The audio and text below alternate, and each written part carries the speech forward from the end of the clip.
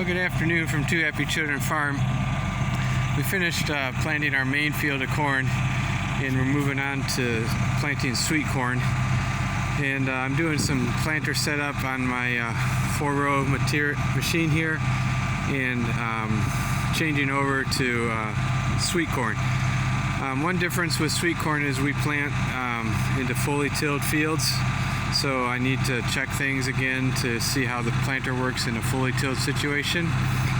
And then also after planting my field corn, we went ahead and changed out our opening discs all around and re-shimmed up our gauge wheels. We were noticing at the end the opening disc was only getting about an inch to inch and a half overlap. So I updated those, and we're getting a full 2 to 2.5 inches overlap. So some differences with running into a fully tilled field using a no-till planter. So notice the row planters are fully up and out of the way. If there's any ledge or something, they'll push it up, but they're not engaging the soil. Other thing is we're still using the Yetter closing system here, as well as the Keaton seed firmer with the Mojo wires. You can zoom in here.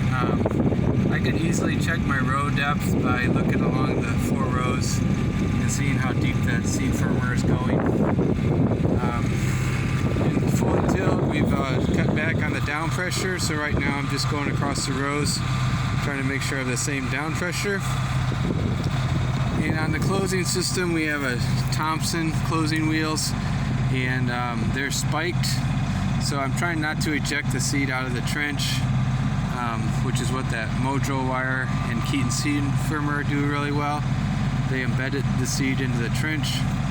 But also I'm checking the pressure setting, and right now I have it on a setting for 2. And in sweet corn I don't go quite as deep. I'm not at 2.5 inches. I've bumped it up to only about 2 inches. So this is what a row looks like, fully tilled. You'll still see the indentation from the gauge wheels as they ride along. You see on this row I'm centered along the trench, and the way the seed firmer and the closing wheels working is we're crushing all the sidewalls. So at a 2-inch planting depth, it's really getting crushed and mellow. And then when you get down to it, you'll still see the very bottom of the furrow. So this is kind of the ideal condition of what you get with a Thompson closing wheel in conventional till. In no-till, it would be the same. I just never get quite this much shatter all the way down. So I'm going around the rows. This row has been interesting. I'm resetting the pressure, but again, you can easily scrape by the soil, and then you can see where the trench still is. And if I'm planting seed, that would be very pushed down in that trench. I'm looking at these sidewalls; they easily are crumbling, so they have no problems. They're just holding up. So row by row, that's what we're looking at. Again, looking to make sure I'm centered over the trench. You do kind of get the same kind of wedge in the middle of the closing wheels as you do with a rubber. And here's row number 4. So sweet corn is really sensitive. We're always looking for the prize-winning ears. So to do that, you really need to get that seed to soil contact. You need it to be in the trench. You had to break those walls down, and then it's just harder to germinate than field corn.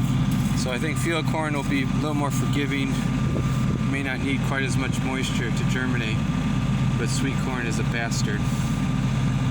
So I'm pretty happy with this. This is a 4-row planter, normally running no-till in the field, with some updated opening discs, which I think is well worth it. And you can see those seed firmers are riding nice and low in the trench. So we're going to be moving on to sweet corn planting on Saturday. And then some other things we've done.